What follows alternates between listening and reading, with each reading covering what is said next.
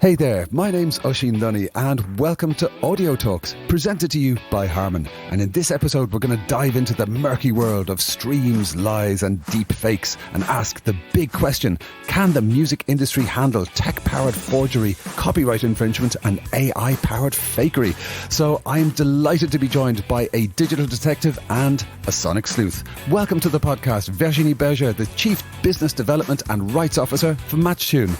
Great to be here. Awesome. And welcome to the podcast, Andrew Beatty, the co-founder of BeatDap. Yeah, thank you so much for having me. I'm excited to talk about this. Fabulous. Okay, so listen, we're going to speak about a very large and pertinent topic. There's a great fear of AI and Gen AI in the creative industry. And then we also have champions for this new technology as well, who are saying it's the best thing since digital sliced bread. But before we get into that, let's just find out a little bit about what you do, because you both have very distinct and interesting roles in this sphere, this overlap between tech and creativity and music. So Virginie, starting with yourself, talk to us a bit about what you do at MatchTune. So MatchTune was founded 6 years ago by Philippe Guillot, is a serial entrepreneur, and they decided actually that they wanted to create tools to detect, unauthorized AI generated music, including covers, altered tracks, synthetic voice, and also the platform will allow rights holder to monitor, analyze, take actions against unauthorized reproduction across all the platforms.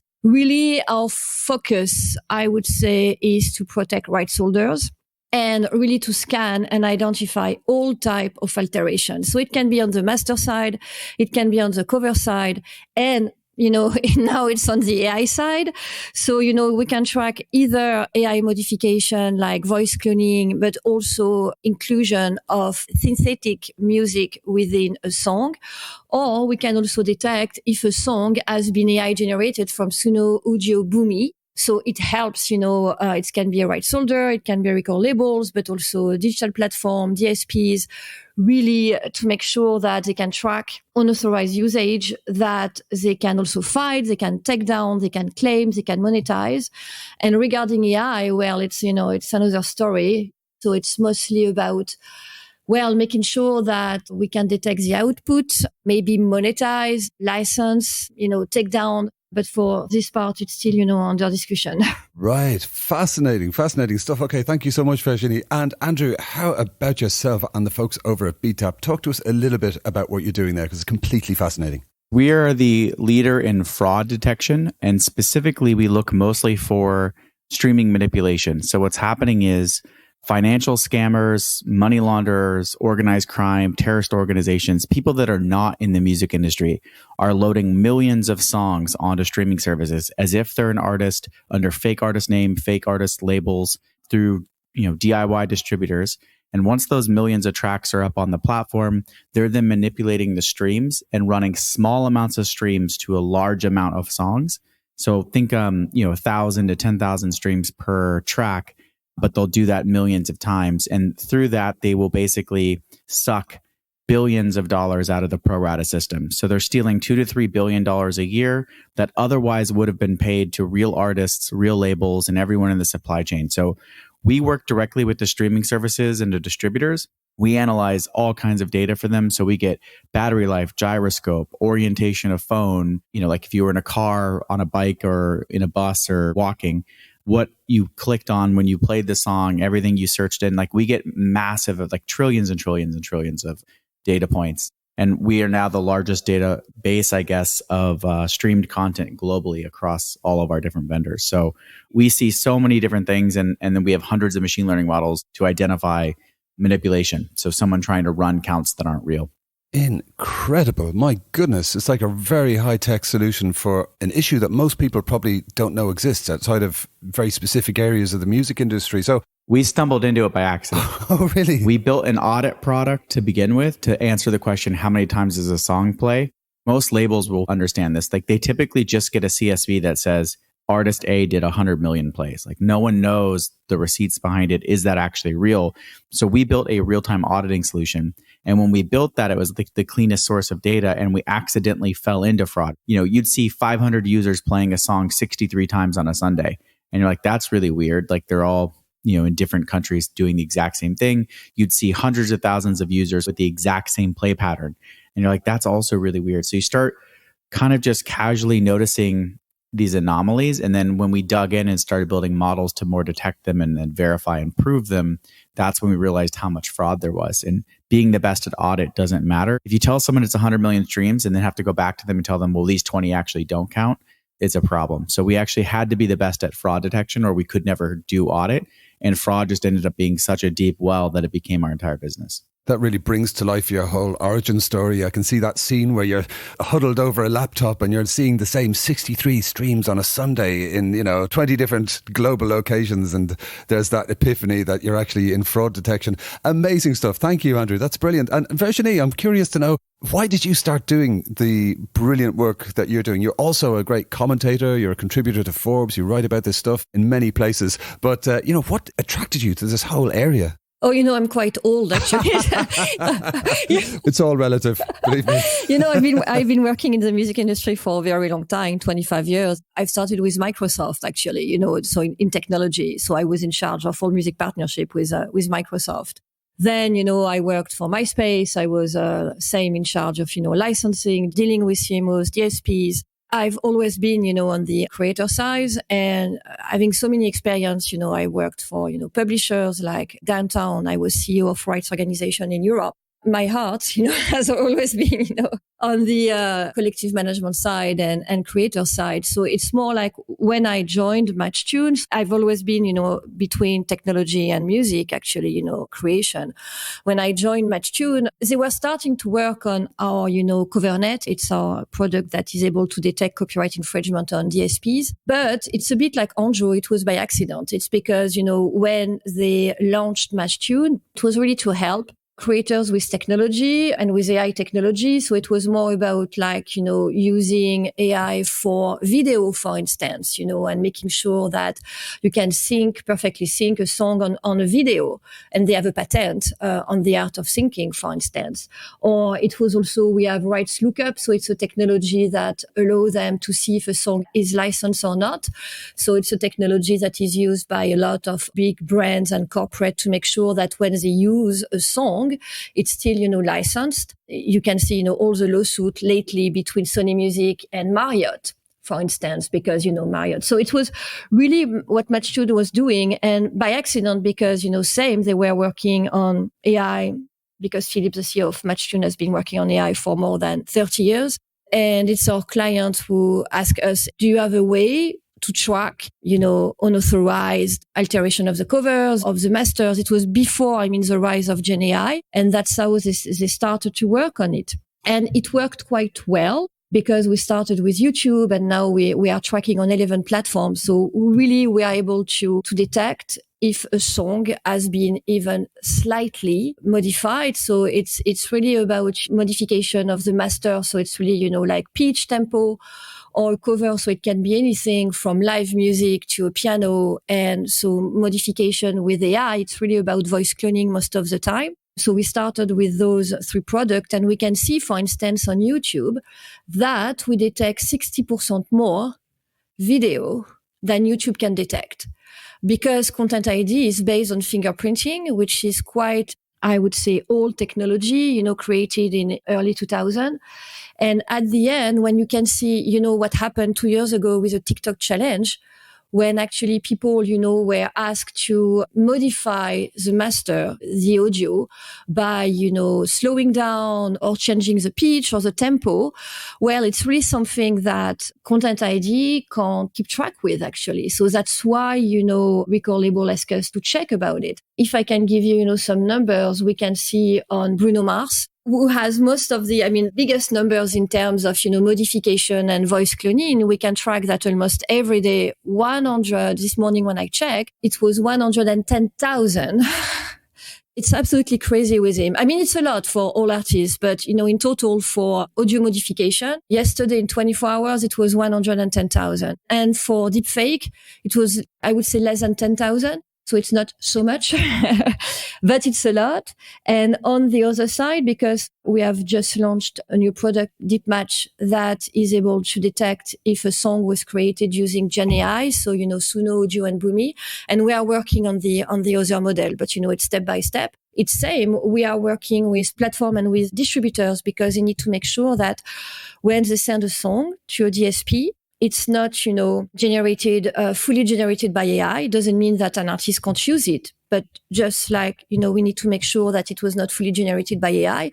But also record labels, have agreement with their creators.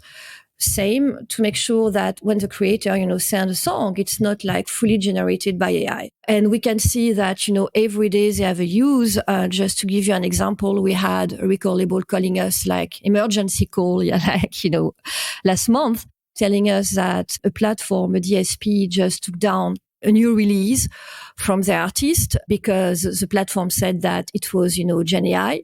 So they asked us, to check if it was really Gen AI or not, because the artist, kept saying that it was not. So we checked, it was 7 tracks. So we checked, 6 tracks was perfect, real. And the last track, there was trace of AI. So we think it was mostly like, maybe a sample, like, I don't know, they use, maybe a technology to enhance voice, maybe. And because for the platform, it was black or white. So they just took down, the full album. But it happened by accident, and we improve the product based on what our client or the industry ask us. I feel very, very good with working with industry and creators, rights holder, trying to understand and to help with finding solutions actually. Yeah, absolutely. I mean, at the time of recording, I've just been involved in a wonderful event run by the good people at FS Isaac, which is an organisation of professionals in cybersecurity who basically keep money in the global financial market safe. And I'm always, kind of shocked by the ingenuity and the onslaught of the kind of adversaries and the hackers on the other side. But I'm always, heartened and reassured by the brilliance and collective ingenuity of the folks defending us. And it's just, I feel that we're in safe hands. It does not surprise me whatsoever. Like one of my favorite stories from a friend that was early at Google for fraud is that the Russian mob was making money off your loyalty points for grocery stores. Like no one knows how many points they have at Kroger or Safeway. And so they were stealing your grocery points, aggregating them together and buying rounds of cheese, and then sending the rounds of cheese to cheese banks in Europe and making massive amounts of money off your loyalty points, storing it into cheese, and then making money off the cheese, which apparently is the oldest form of storage of wealth. As a French, I feel offended, actually, that they use cheese. Isn't that funny? They were like stealing, and no one knows how many points they have. Like, how do you know how many? Well, no one keeps track of that. So it was like almost a perfect crime. That is amazing. Oh, yeah, absolutely. If they're going to steal cheese, they're definitely coming after your music royalties, like for sure. Absolutely. Very good connection. I love that anecdote, dude. That's fantastic. But this kind of opens up the broader question, which is, where do we think the music industry is in terms of this broader state of play? We've got tech-powered fraud, we got Gen AI. Is the music industry winning, do we think? I think for the first time ever, the majors are on the right side of this. And the reason I say that is because, at least with fraud, the major labels make up less than 1% of fraud globally. The fraud that is manipulated, the streams that are manipulated, are coming from the DIY sector and not from real musicians. Over 80% is financially motivated fraud. We're talking about literally cartels, money launderers, organized crime, terrorist organizations. They are manipulating the streams because it's this big unprotected pool of capital that they can either wash money through or steal, and no one notices by stealing pennies at a time.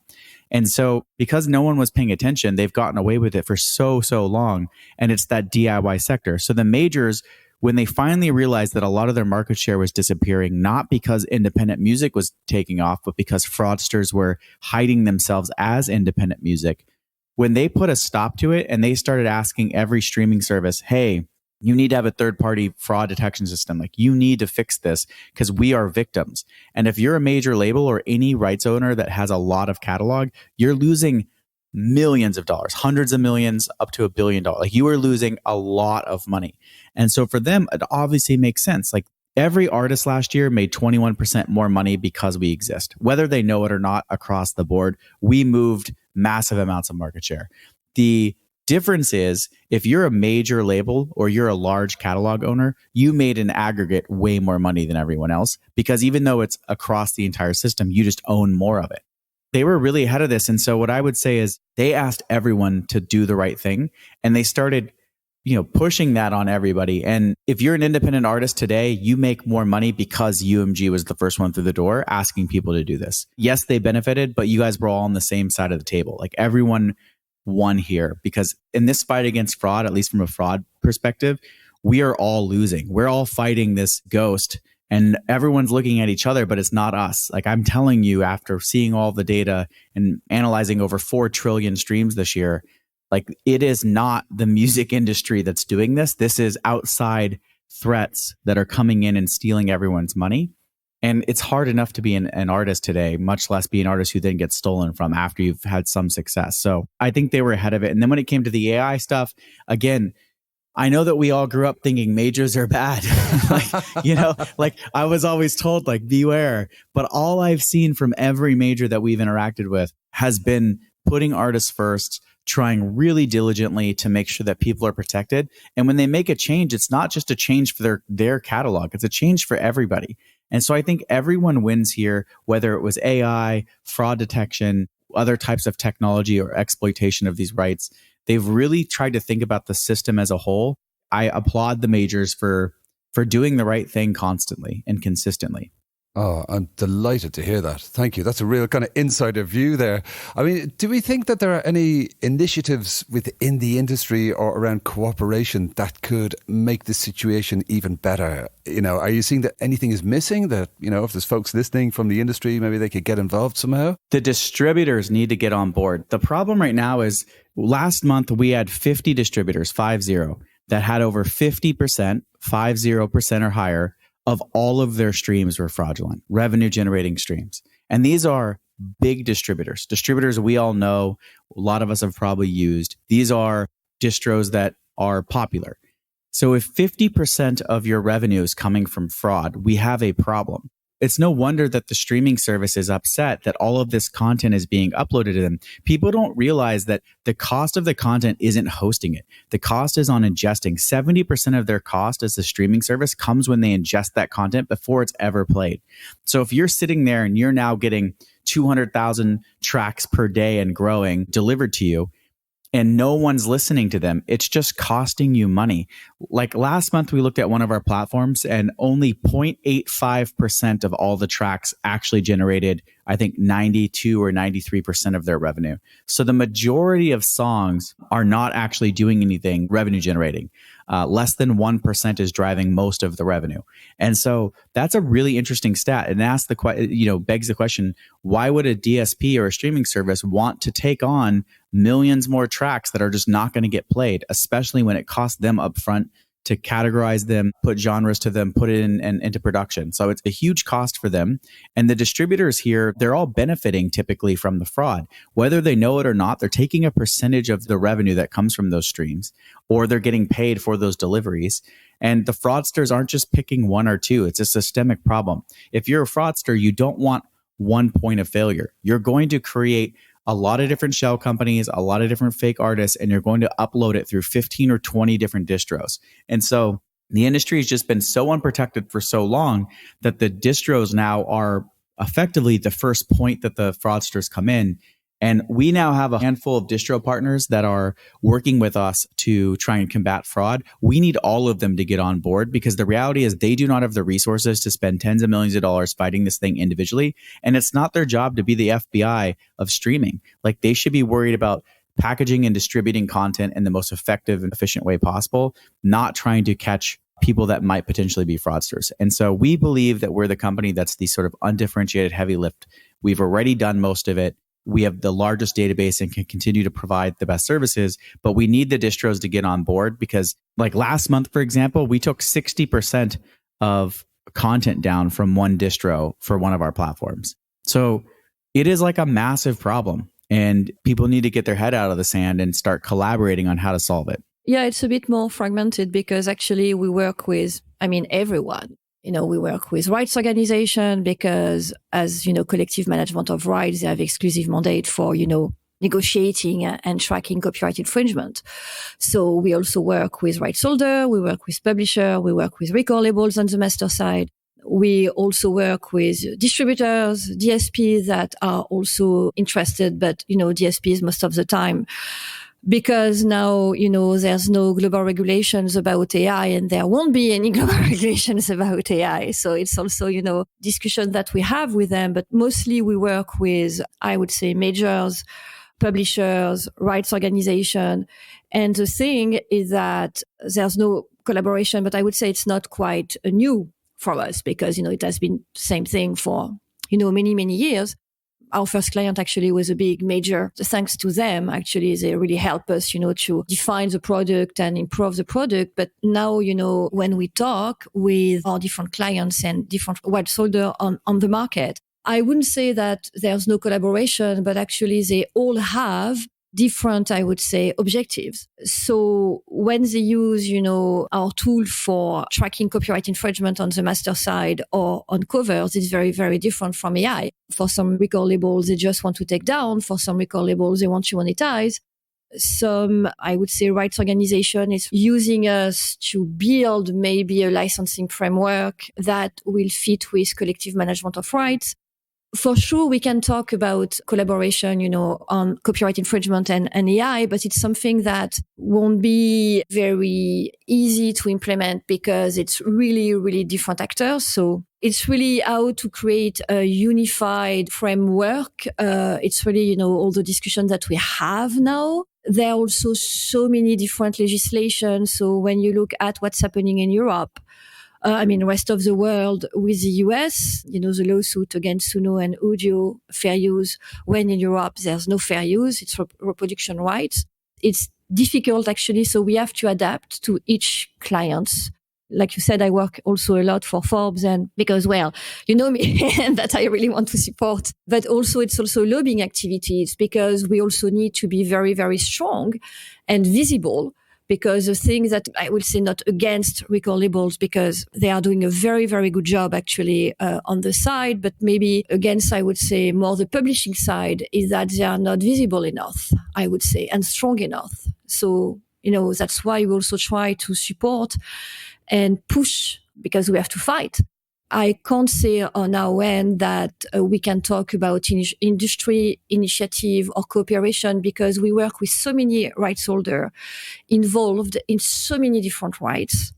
You can't, the battle between distributors. And for sure, I agree with Andrew about distributors. They should be on board with everything, actually. And they are not.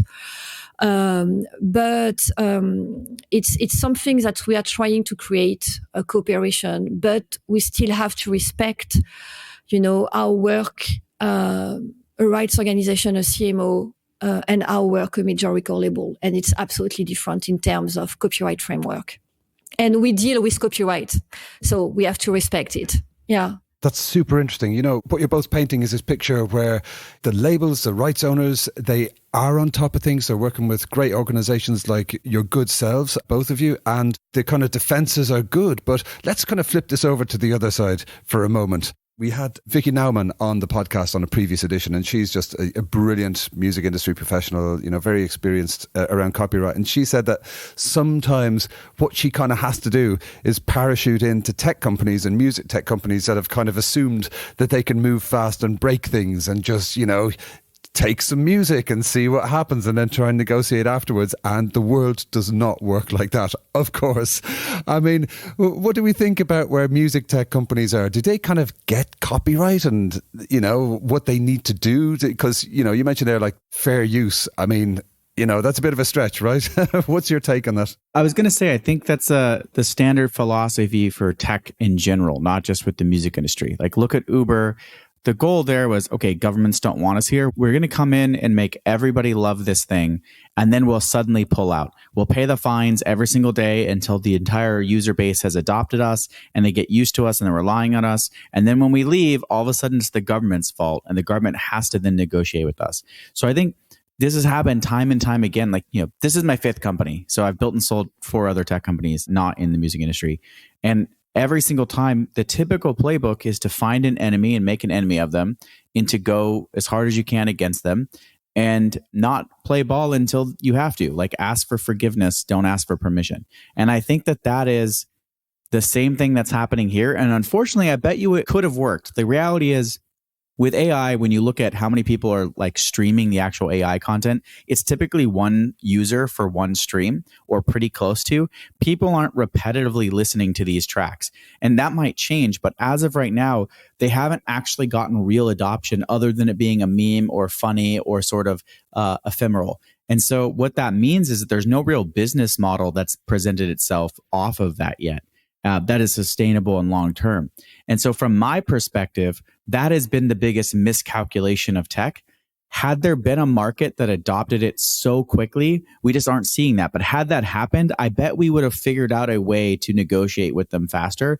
But they basically showed all their cards and then didn't deliver on a new economic model or any real adoption. And so I think it's put tech at the disadvantage, which is good for the music industry. I don't really agree here because actually we shouldn't forget that actually they built their product on stealing musical works of, creators. For sure. But who cares if they're not making money? Who cares? I care. Like there's no money to be made. There's a brand and likeness damage for sure. I'm not saying that from that perspective from the artist, but what I'm saying is there's not an economic sustainable model for them to continue to do this over and over and over and over again. So it's like they built all this tech for a market that doesn't actually exist yet. And that, again, that might change. But as of right now, the market's not real. It's like vaporware. No, it's the thing that I really don't understand is that we don't need it.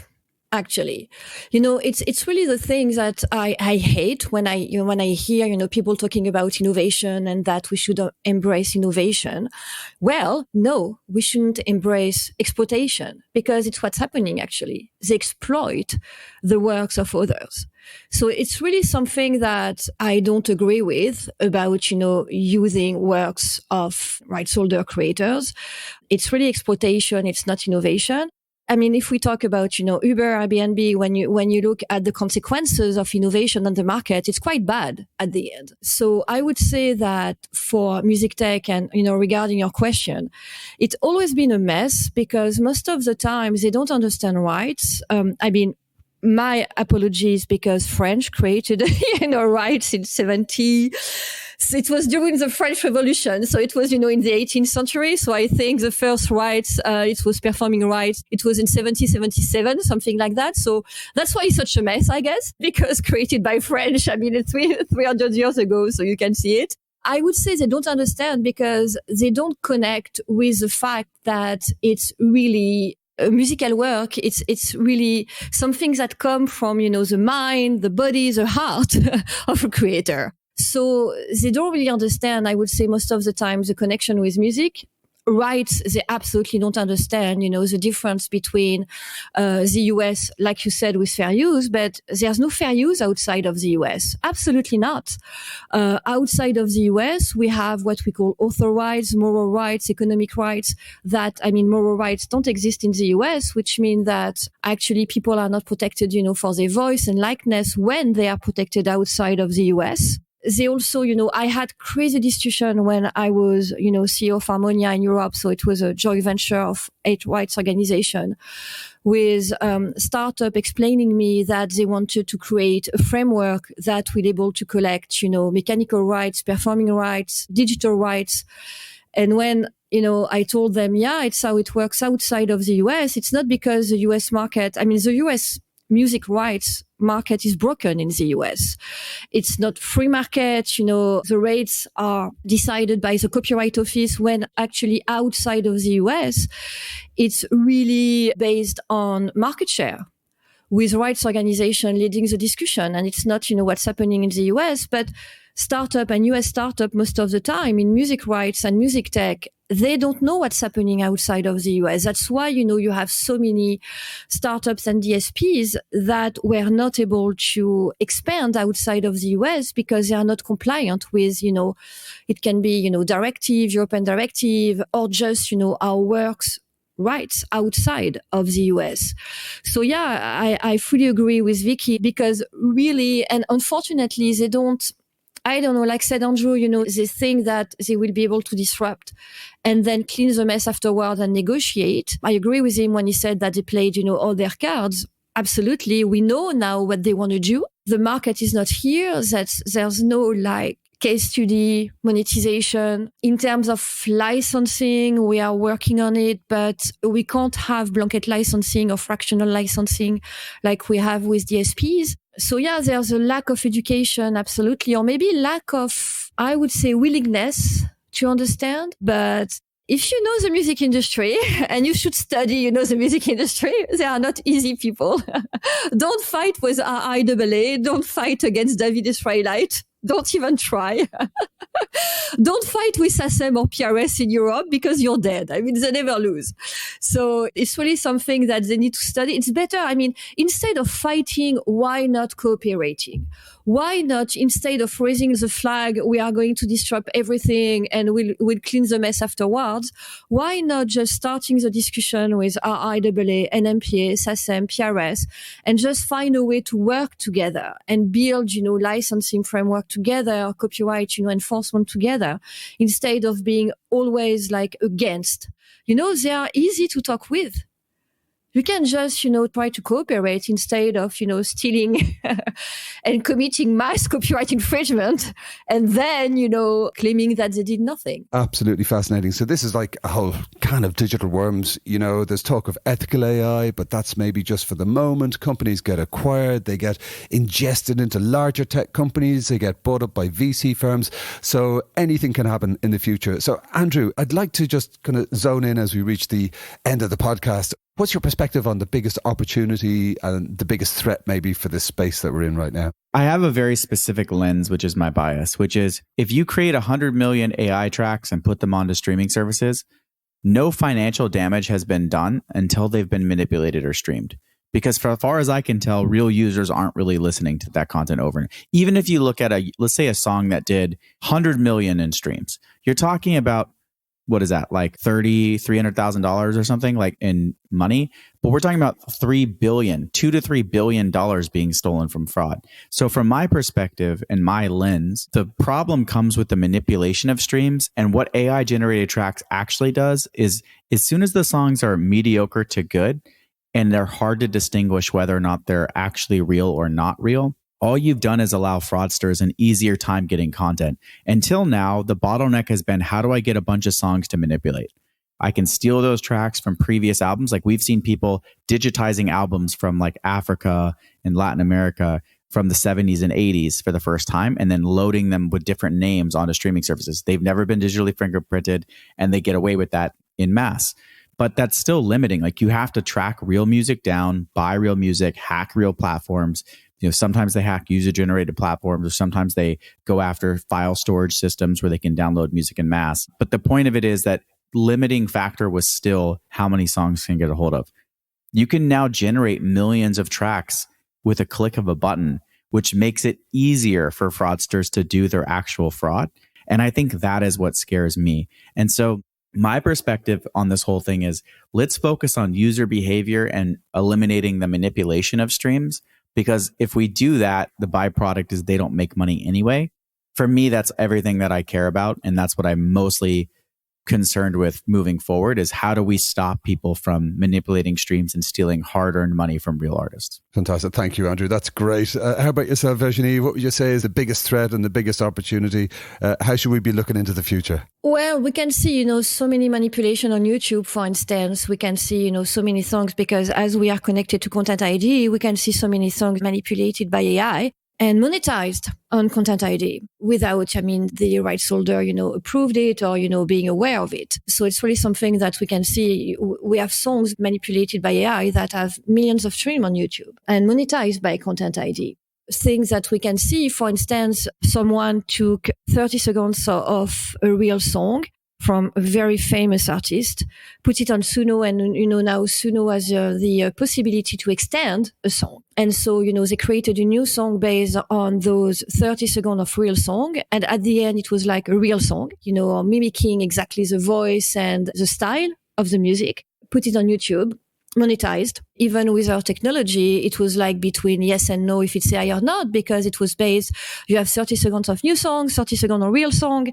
So it was quite strange. So first, because we don't only work on AI, so it's really the creativity of copyright infringement is absolutely crazy, on the master side or on the cover side.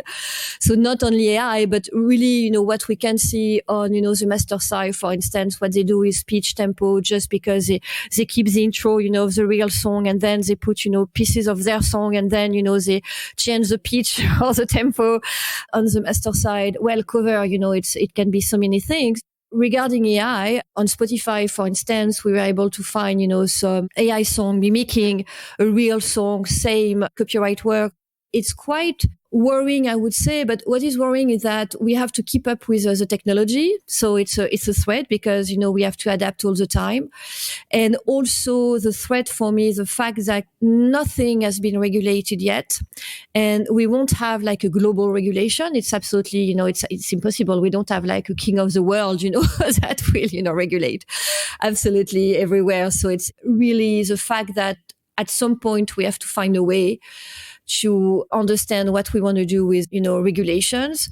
So it's a threat. So what could be the safeguards? What could be licensing? What could be licensing framework? So I'm a bit, worried by how long it takes to work on it. I think we should work on create revenues, opportunities. And the opportunity, well, it's like AI also enhance creativity, help with music production. In terms of rights management, it's absolutely amazing what we can do with AI. It's much easier, to take down copyright claim. It can streamline licensing. Super interesting on this side. So it's not like always a bad side of AI, but really on the copyright management side and, production side, it's super interesting. We also work with a company, to develop watermarking from the input to the output. So maybe, to keep track of what's happening between the creation of the song to the creation of an output, if the song is used, in a training data set. There are a lot of opportunities, but we really need to regulate the use of AI and at least to have a collective framework about, sound alike, manipulation of copyrighted work, and know where we go, even between rights holder. Like you said, you asked a question about cooperation. Where do we go and how do we work all together on it? That would be great. Well said. Well said. Fantastic. Well, you know what? That's actually the perfect note to wrap things up on. But I do have one more question for each of you. And it is a question that we ask all of our VIP guests on Audio Talks. And that is to choose a track for our title playlist. And we'll start with yourself first, Andrew. So my track is Hall of Fame by Young Dolph. Outstanding track. Thank you. That's brilliant. And Virginie, what track are you adding to the playlist? Oh, my track is from Irish post-punk band, Fontaines DC. And the track is Boys in the Better Land. Oh, bonus points for Fontaines DC. Absolutely love that band. Oh, I love them. Yeah. That's brilliant. Okay. And I'm going to be slightly on brand or on theme, if you like. And I'm going to choose an ephemeral and funny track that was generated using AI, which is King Wallonius and BBL Drizzy, which is all of these things. And it's like this brilliant pastiche of 60s Motown. And it's a kind of a roast track on Drake. It's just hilarious. So listen, that was utterly fascinating. Thank you both for joining us. And thank you to you and your colleagues for everything you do to protect this wonderful creative industry that we know and love. Merci beaucoup for joining us, Virginie Berger. Oh, merci. Thank you. Excellent. And thank you so much for joining us, Andrew Beatty. Thanks for having us. Awesome. So listeners, don't forget to subscribe, comment and share Audio Talks with your friends and family. If you are enjoying the Audio Talks series of podcasts, why not pop over to Apple Podcasts, Spotify or wherever you get your favourite podcasts and leave a nice review. It really does mean a lot and it helps new listeners to get to know about the undercover music lovers we talk to in every episode, like Virginie and Andrew. For more exclusive content, some behind the scenes goodies and maybe even some competitions, connect with us over on the Instagram. You can find us at Audio Talks Podcast. We'll be back soon for some more revealing Audio Talks. See you next time.